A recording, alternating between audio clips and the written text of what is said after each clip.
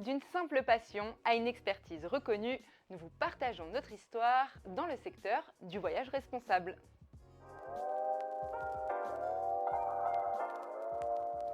Bonjour à toutes et à tous et bienvenue dans ce premier épisode de la nouvelle émission B2Trip, donc ce podcast pour mettre en lumière le tourisme responsable, que je m'appelle Sabrina. Et moi, c'est Tiffaine.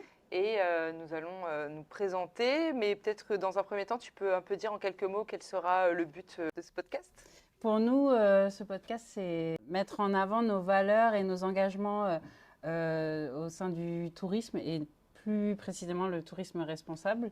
Je suis très, très heureuse de le faire aujourd'hui et avec toi parce qu'on est avant tout amis dans la vie, mais aussi chef d'entreprise et cofondatrice de notre entreprise. Donc, c'est une vraie chance qu'on a de partager toutes nos valeurs avec vous à travers ce podcast. Et dans ces épisodes, vous allez pouvoir retrouver à la fois des tips pour voyager et voyager de manière plus responsable, mais aussi notre vie d'entrepreneuse, de chef de start-up et nos avancées au sein de notre entreprise. Carrément. Mais avant même de parler de tourisme responsable, je pense que c'est important de revenir sur qui on est, toutes les deux, sur notre amitié, comment s'est créée notre entreprise et de vous expliquer un peu tout ça. Alors moi, en quelques mots, donc je m'appelle Sabrina, j'ai 30 ans, j'ai grandi à Strasbourg. J'ai vite allé vers des études dans le domaine du tourisme en fait, pour je ne sais quelle raison. Et ensuite, j'ai eu la chance et l'opportunité d'aller faire ma 3e année d'études. Donc au bout de 2 ans d'études, en fait, pour détailler un petit peu, j'ai fait un stage dans le sud de la France à Montpellier. Et suite à ce stage, je m'étais dit que pour la 3e année, j'avais envie de quitter le nid familial et d'aller ailleurs. Donc j'ai eu une opportunité de travailler en office de tourisme. Donc un office de tourisme, ça permet d'accueillir les personnes, soit étrangères, soit françaises d'ailleurs, dans une destination et de leur donner des conseils, de leur vendre aussi des activités, des excursions, des visites de la ville, etc. Et suite à ça, donc j'ai fait cette 3e année d'études supérieures et ensuite je me suis dirigée vers Berlin parce que vu que je suis originaire de Strasbourg, la 2e langue c'était l'allemand et j'avais vraiment envie de perfectionner ma langue étrangère qui est l'allemand. Et voilà, je suis restée 1 an là-bas.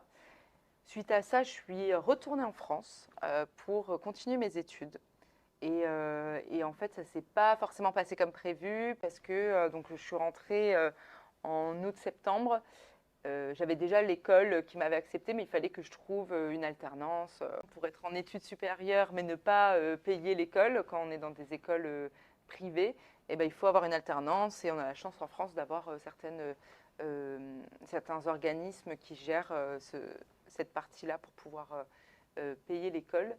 Et en fait, la première année, je ne trouve pas d'alternance. Donc vraiment, je fais des allers-retours entre Strasbourg, Lyon, Paris, parce que j'avais 2 écoles qui m'avaient accepté, une à Paris, une à Lyon. Et je ne trouve pas. La deadline était fin novembre, on arrive à fin novembre et je ne trouve pas. Donc là, mon pied à terre, c'est Strasbourg chez mes parents. Et je me dis, je vais chercher un travail là où je peux trouver un travail. Et l'année prochaine, je retente. Là, tu t'es sentie... Je me sentis très mal parce qu'en fait j'étais un peu du genre à tout le temps avoir des idées, enfin un chemin de vie un peu tracé, de me dire je vais faire ça. C'est normal à cet âge-là. T'avais quel âge? J'avais 21 ans. Ouais. Donc en fait c'est humain de ta part de vouloir faire. Ouais, je pense qu'il y en a qui sont un peu plus rigides aussi. Ouais, voilà, dans le contrôle, dans la rigidité de se dire je sais absolument ce que je vais faire et je vais faire ça. Et mon plan c'est ça après ça. J'étais attachée à ça et je voyais ça aussi comme une perte de temps. Ça, je pense que c'est normal. Et au final, l'année d'après, donc j'ai cherché une alternance très rapidement. Donc en fait, j'ai trouvé un travail à Paris. Parce qu'en fait, j'ai cherché partout. Je cherchais même en Guadeloupe, à Londres, en Suisse. J'ai déposé des CV partout. J'avais juste envie de partir. Et en fait, première opportunité, c'est à Paris. Donc je me dis, bon, allez, je vais à Paris et en fin de compte, je serai déjà sur le terrain pour chercher une alternance. Donc ça avait du sens. Et là, je trouve une alternance tout de suite. À partir de mars, je commence mes recherches. Je trouve une alternance pour l'année d'après. Et là, si je n'avais pas trouvé cette alternance à ce moment-là, enfin si j'avais fait l'année d'avant comme mes plans le souhaitaient, eh ben, on n'aurait pas atterri dans la même classe et il n'y aurait pas eu tout ça. Donc ça a pris beaucoup de sens quand on a pris du recul, que je lui ai Même raconté cette quelques années plus histoire. tard, en fait, Ouais, tu as c'est ça. compris que Ouais, c'était pas le moment pour exactement. toi Ouais, et pour nous, en ouais. fait. Ah, c'était hyper drôle quand je t'ai raconté Ouais. cette histoire et que surtout on avait créé cette relation. Ouais, tout à fait. Et toi, est-ce que tu peux nous raconter un peu ton parcours? Oui, en fait, c'est dingue parce que Sabrina et moi, on a vraiment des parcours dans notre branche, on peut penser similaires, Ouais. mais très complémentaires. Ouais, carrément. Déjà, toutes les deux, on a des vies personnelles assez différentes. Moi, j'ai toujours été plongée dans le voyage. Toi, tu es arrivée, tu as commencé à voyager plus tard, Ouais. mais toutes les deux par passion. Ouais. Et du coup, j'ai commencé à voyager très très jeune. Mais au final, on s'est vraiment rattrapé sur nos voyages parce qu'après, Ouais, au on niveau a fait professionnel, des- tu en as fait beaucoup par les différents métiers que tu as pu avoir. Et donc, comme quoi, ça ne veut Ouais, c'était rien dire le différent, ouais. milieu dans lequel on grandit, Oui, oui, oui, c'est sûr. D'accord. l'entourage qu'on Ouais, c'est vrai, a, c'est c'est un- vraiment une question de passion. Ah, t'as raison, c'est un beau message à faire passer parce que c'est vrai que parfois on se dit en fonction bah, que ce soit de la classe sociale Ouais. ou des passions des parents qu'on Oui. a, bah, ça va être comme ci et comme ça, alors qu'en fait, Et en fait, pas du tout. après on dessine un peu c'est- notre histoire, on va dire. Exactement, à la base, mes parents sont des grands voyageurs. Ouais. On est 3 chez moi et finalement, le voyage est vraiment resté ancré chez moi, mais Ouais. pas chez mes frères. Ouais, c'est Donc, vrai. comme quoi, ça veut Ouais. rien dire Ouais. parfois. Et on se rejoint sur sur nos études parce que j'ai des études 100% touristiques comme Sabrina. J'ai commencé par un BTS. Ensuite, je suis partie faire une licence professionnelle en alternance chez Atout France. Donc, Atout France, si vous ne savez pas ce que c'est l'agence touristique de la France et qui permet le développement de la France et de son rayonnement au niveau touristique en France et dans le monde. Donc, grosse expérience professionnelle en licence. Après la licence, j'ai eu ce moment où j'en avais marre des études. Ça arrive à beaucoup de monde et puis je me cherchais personnellement. Donc, je suis partie vivre au Canada pendant un peu moins d'un an. Je suis partie grâce au PVT, donc permis vacances-travail, où j'ai travaillé au sein d'une agence réceptive. Et pourquoi tu as voulu partir au Canada? Est-ce que tu avais d'autres destinations en tête? Qu'est-ce qui t'a fait aiguiller vers le... J'avais le monde entier en tête, mais ce qui m'a vraiment poussée vers le Canada, il y a eu deux choses. Déjà, la langue, il fallait que ce soit quand même un pays anglophone. J'ai débarqué à Montréal, mais par la suite, l'entreprise où j'étais m'a permis de développer l'anglais. Oui, il y a une proximité dans tous les cas, même Dans si tous on les est cas, c'est Québec, plus quoi. qu'en France. Ouais. Et puis j'ai une partie de ma famille qui était là-bas, Ouais. donc c'était aussi clairement là un Rassurant, côté peut-être, rassurant. ouais. Et pour moi et pour mes proches, Ouais. parce que en fait, on part, on a 20, 21 ans. On pense qu'on est adulte, grand, mais en fait, c'est toujours bien d'être rassuré soi-même et que nos proches soient rassurés. Donc, ouais, ça m'a facilité le fait d'avoir de la famille sur place au cas où. Ouais, carrément, c'est sûr. Et donc, d'où le Canada. Et après, c'est une destination voilà, que je ne connaissais pas bien. Ça se fait beaucoup en plus, les PVT et tout oui, là-bas, il y c'était a une plus facile. facilité. C'est vraiment, on a la chance d'avoir ce PVT C'est trop cool. en France dans plein de destinations différentes. Et celui du Canada, il était plus facile à avoir que dans d'autres pays. Et donc là-bas, j'ai eu la chance de travailler au sein d'une agence réceptive. Donc une agence réceptive, c'est une agence qui est spécialiste de sa destination, de son territoire ou de sa région. Là, en l'occurrence, l'agence était spécialiste du Canada et des États-Unis.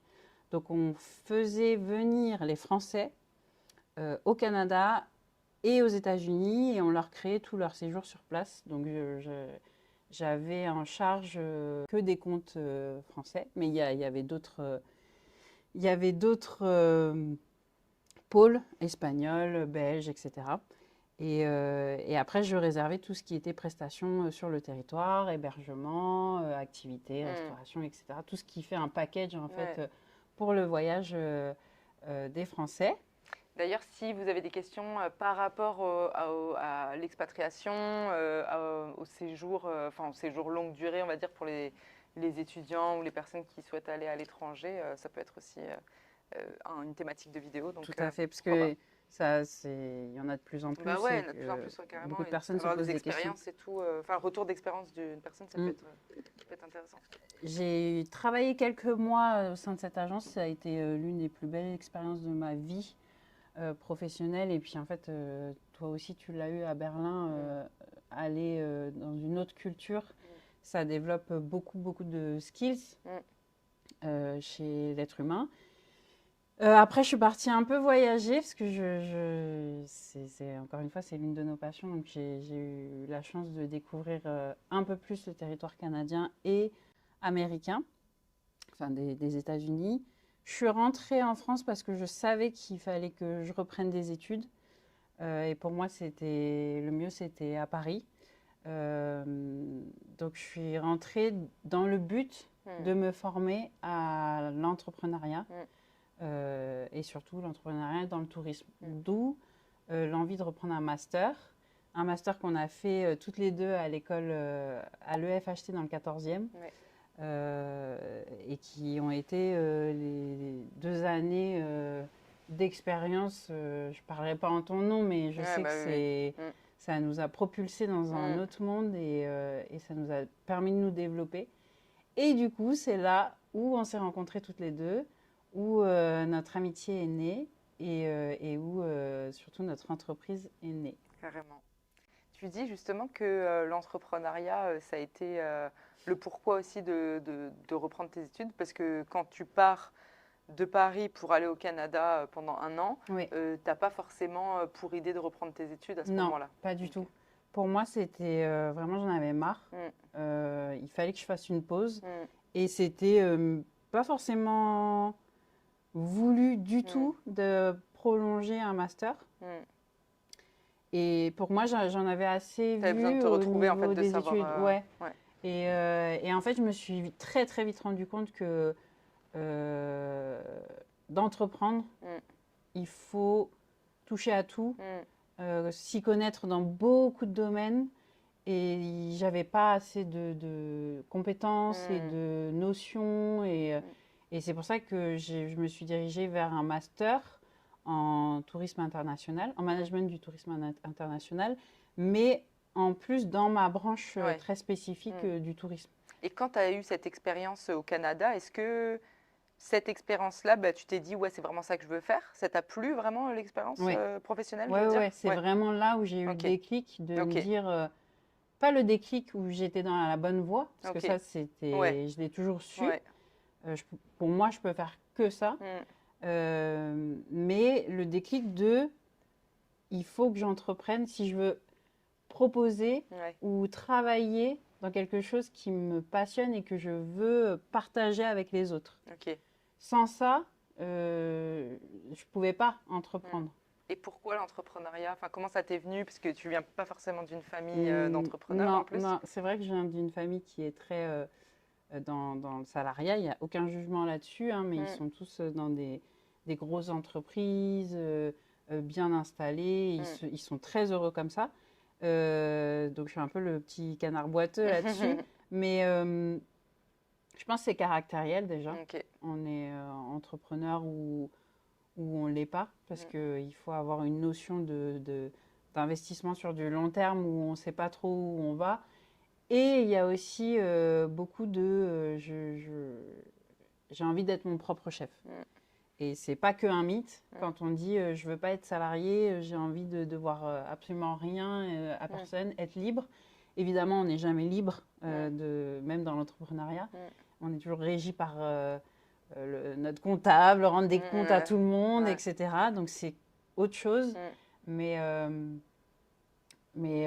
comme le voyage, en fait, entreprendre, c'est créer, c'est nos limites, donc Hmm. c'est de là où ça vient Ok, en tout cas. ok. Je sais pas pour toi si tu as toujours voulu entreprendre. Moi, je me suis rendu compte lors d'une conversation qu'on a eue d'ailleurs il y a un an et demi, Ouais, parce que je m'étais pas forcément rendu compte que ça venait d'il y a longtemps. Et je sais pas si tu te souviens, mais on était en Auvergne et on a parlé de différentes choses, de ce qu'on avait envie de faire oui, oui, avant, ou je oui, sais oui, plus, on oui, parlait de notre enfance un oui, petit c'est peu. vrai. Et en fait, je me suis rendu compte que quand j'étais plus jeune, je me disais déjà, ah ben j'aimerais bien avoir mon hôtel, j'aimerais Ouais, bien avoir ça. Alors que je pense qu'aussi, on a certaines barrières, tu vois, dues à soit notre éducation, soit dues à notre mm, environnement, mm. qui va faire que on se dit pas, on met pas ça sur cette case, tu Oui, vois. Genre, je vais pas me dire, je me suis jamais dit, ouais, ça c'est d'être chef d'entreprise, de faire ça. Je sais oui. pas, tu vois, je pense que c'était pas connecté en Ouais, fait, non, tu vois un peu. non, Alors que, ouais. on s'était pas dit je vais être chef Non, d'entreprise. ouais, c'est ça, le mot chef d'entreprise, il Ça, paraît. Tu ça sais, t'as l'impression fait que c'est ouais, le énorme. big truc, alors que tu es chef d'entreprise Bah, à partir du moment où tu crées ben ta oui, c'est ça, société. c'est ça. Donc, au final, de le conscientiser, c'était beaucoup plus tard, pendant Mhm, le master. mhm. Avant ça, je me suis plus dit, quand j'ai fait mes études en tourisme, je me suis vue cadre sup, tu vois, Ouais. je me suis Je vue sais gérer. que à la base de base, Mm,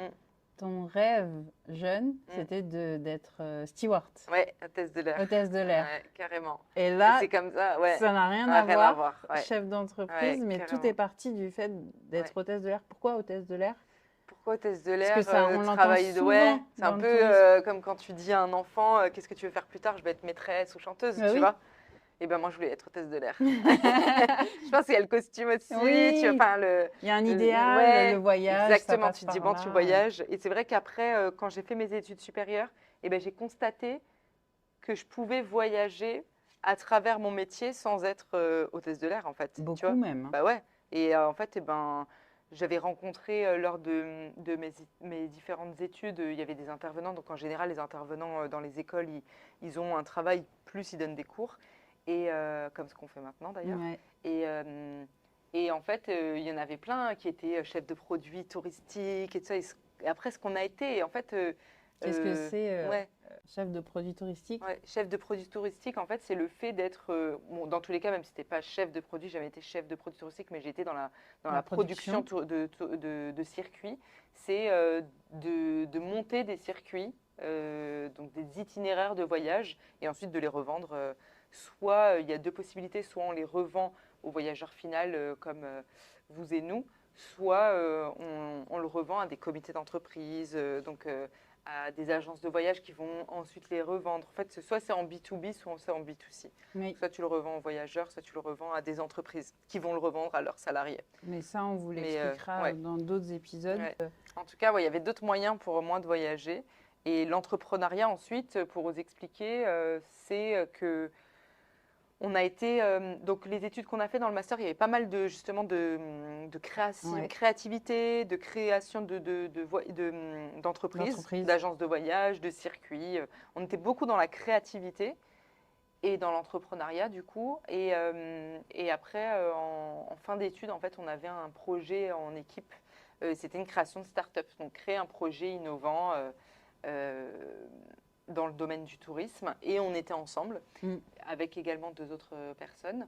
Et il s'avère qu'on a créé la société qu'on a créée maintenant. En tout cas, le cœur de l'idée, c'était ça. C'était de mettre en relation en fait, les professionnels du voyage à travers un outil numérique pour les diriger vers un tourisme plus vertueux. Mm. Tout part des bancs de l'école, en fait, Ouais, tout part des bancs de l'école et pour cette idée. here we are. Ouais.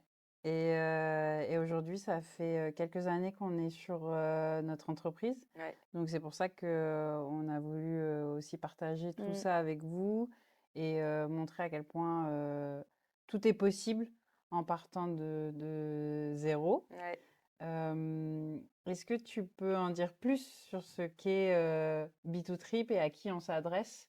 carrément. Donc, B2Trip, on met en relation trois communautés.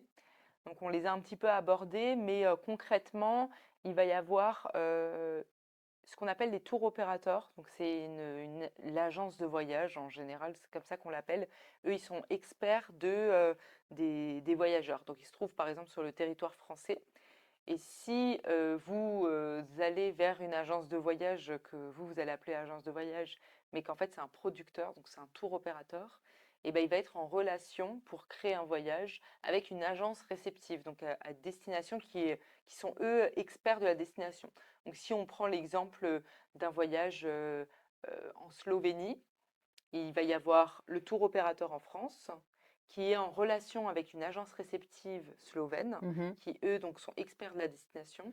Ils sont, eux deux, en partenariat. Donc, nous, dans un premier temps, c'est ce qu'on a repéré comme problématique, c'est de se dire comment trouver donc, son partenaire idéal. Actuellement, il existe des salons, donc des salons euh, spécifiques aux professionnels du voyage qui ont lieu quelques fois dans l'année, mais c'est très ponctuel et c'est dans différentes capitales d'Europe. Et C'est un certain coût c'est un certain pour eux. coût pour les stands. Voilà, tu dois venir de l'autre bout du monde ou bien même d'à côté, mais en tout cas, en général, c'est surtout les grosses agences qui ont leur place parce que bah, c'est quand même assez cher. Mhm. C'est environ 5 000 € le stand. Voilà, les salons, Minimum ça pour coûte. un tout petit Ouais, stand. exactement. Et il en faut parce que faut pas qu'on soit que dans le virtuel. Et nous, Mhm. on est les premières à aller dans ce type de salon. On aime Bah oui, beaucoup. bien sûr. Parce qu'il y a une Mais visibilité quand même. exactement, il y a une visibilité, il y a du contact humain. Ouais, Le voyage, c'est beaucoup de contact humain. bah Donc oui. automatiquement, quand tu as un partenaire, tu aimes bien le voir réellement. Et c'est vraiment aussi le rendez-vous des professionnels du voyage. On aime bien ces moments-là. Et ça permet aussi de voir ce qui se fait sur le marché, etc. Mais on s'est dit, ben, les petites agences locales de partout dans le monde n'ont pas forcément le budget pour venir. Donc on voulait créer un outil numérique. À l'ère du numérique, en plus, on s'est dit, bon, ça serait bien de créer une genre de plateforme pour trouver le partenaire idéal, le partenaire vraiment qui correspond à mes attentes. Et ensuite, au fil des années, Tiffen a eu un autre. Bah vas-y, je te laisse expliquer peut-être l'autre. Cheminement Ouais, professionnel. professionnel, ouais. Oui, pour compléter mon expérience professionnelle, en master, j'ai été en alternance au sein d'un gros tour opérateur.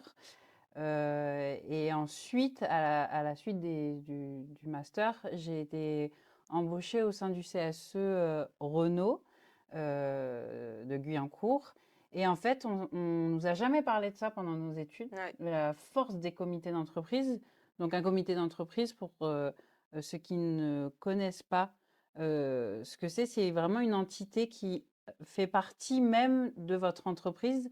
À partir du moment où il y a plus de 11 salariés, mais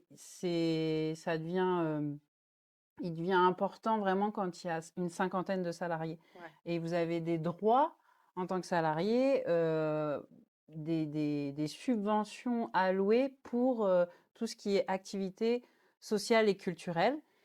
Et dans certains CSE, vous avez des subventions pour vos voyages.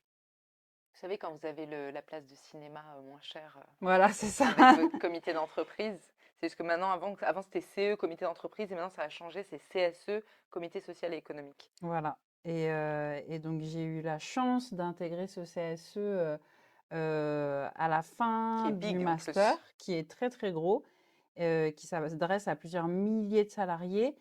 Et en fait, ils m'ont embauché pour mon côté professionnel du tourisme pour pouvoir négocier des séjours pour leurs salariés. Mais tout ça, pendant nos études, on nous en Mm, a jamais parlé, mais ça touche des centaines de milliers de personnes en mm, France qui ont un CSE et qui bénéficient de ces mm, séjours-là, parfois à moitié prix mm. pour eux, leur famille, Ouais. ce qu'on appelle les ayants droit. Et, Et en euh, plus, toi, tu as bénéficié du CSE de tes parents quand et tu étais moi, jeune, j'en mais ai tu n'avais bénéficié. pas Mais fait non, le lien. j'ai pas du tout fait Ouais, le lien ouais. entre ce que j'avais le droit en étant jeune Mm, grâce à l'entreprise de mes parents et ce qu'on pouvait connaître dans le tourisme. mm. Dans le tourisme, on aborde plein de sociétés, mais plein de branches Ouais, différentes, mais pas du tout celle-ci. ouais. Donc, pour la petite histoire, Sabrina et moi, on a débuté l'aventure de l'entrepreneuriat à la fin de notre master, donc en 2019. Fin 2019, on a été diplômés et on s'est demandé est-ce que on se met à 100% sur notre boîte ou est-ce qu'on reste en poste?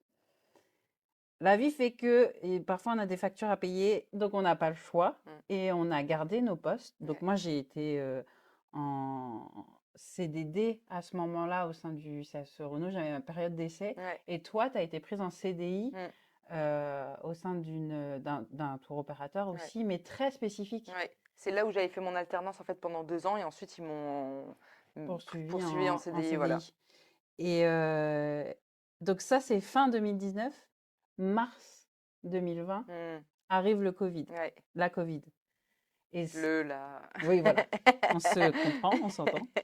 Tout a été mis à l'arrêt dans tous les domaines. Ça a été international en Ouais, fait. franchement, c'est super. Enfin, c'est bien tombé en fait au final, surtout bah, qu'on ait gardé nos emplois, quoi. Bah, on s'est posé longtemps la question et en fait, on n'a pas eu le choix de les garder. Mais heureusement qu'on a pris cette Ouais, c'est décision-là. clair, c'est clair. Pour plein de choses, à la fois bah, financièrement, Mm. on n'aurait jamais pu Ouais, créer c'est la notre sécurité de entreprise, l'emploi. la sécurité de l'emploi, ça nous a permis de mettre en pause notre entreprise et de revoir tout le contexte et ça nous a apporté beaucoup de choses Mm.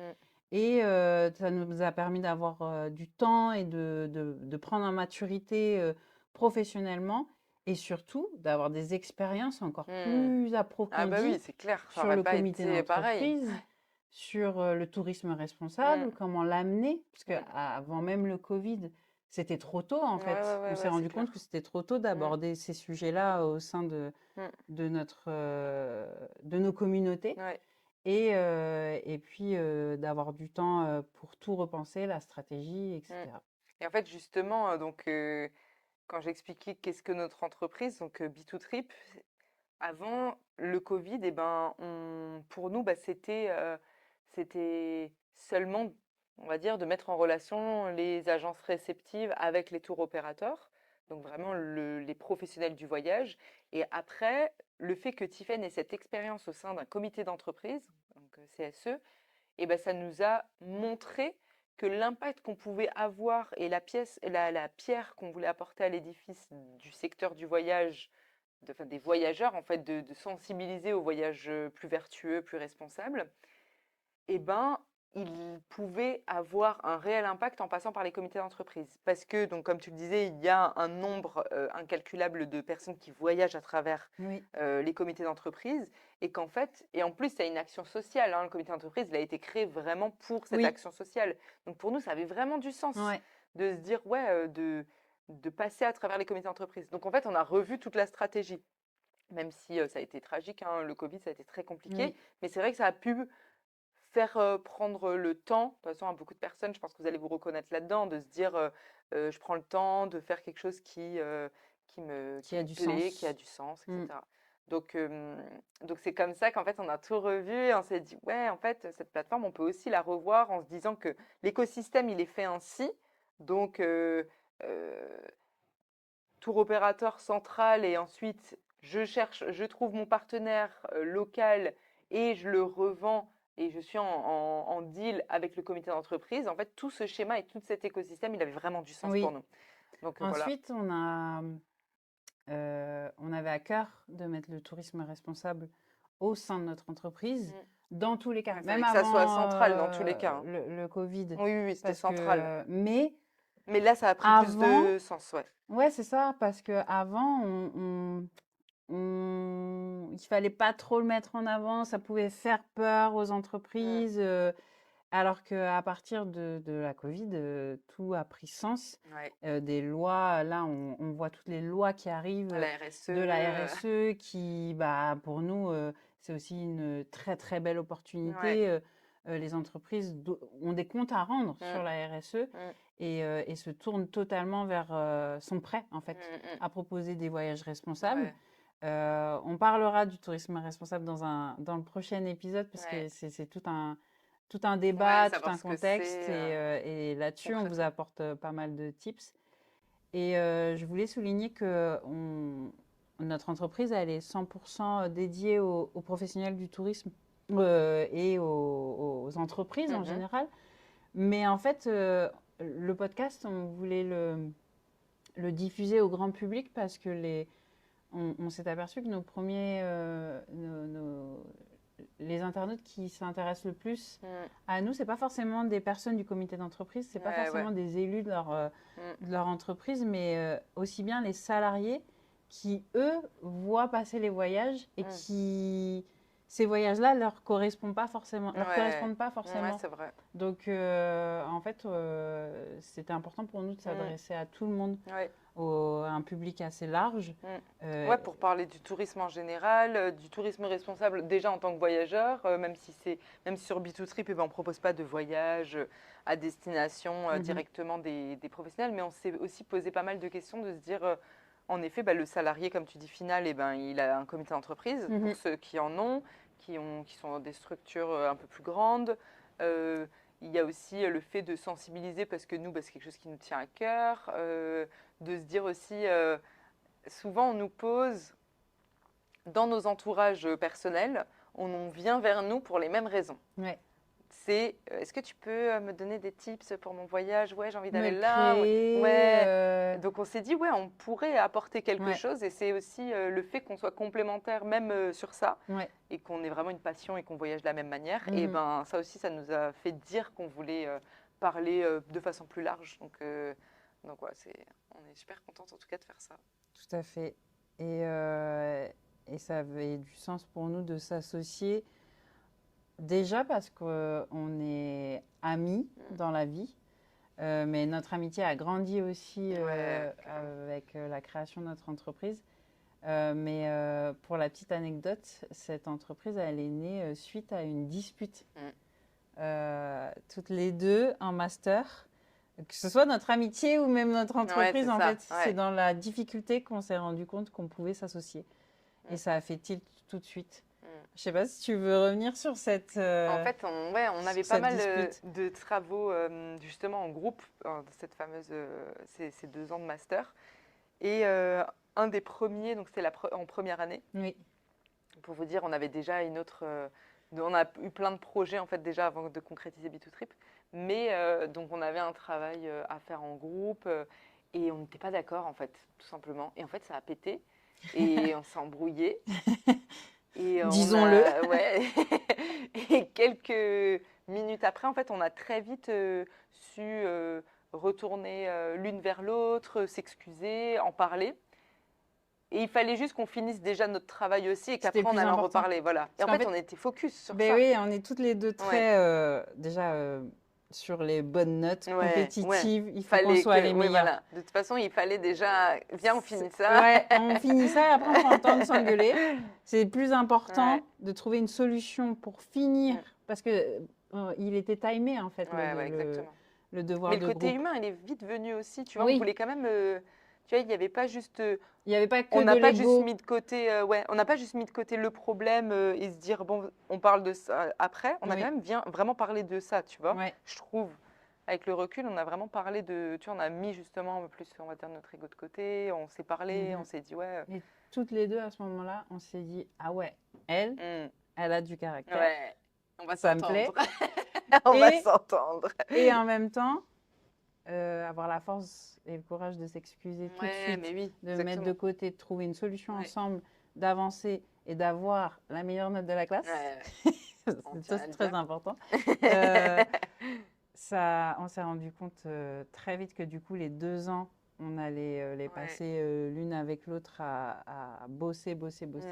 Et c'est là, pendant ces 2 années-là, qu'on s'est dit, OK, c'est dans le travail déjà qu'on se connaît. Oui, exactement. Et après, l'amitié est arrivée au fur et à mesure. On s'est vraiment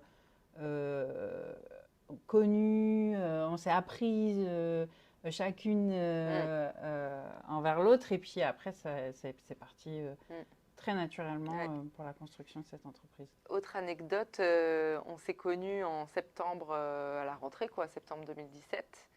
Et en octobre ou en novembre, on est parti à Amsterdam en week-end ensemble. Parce qu'il faisait très froid.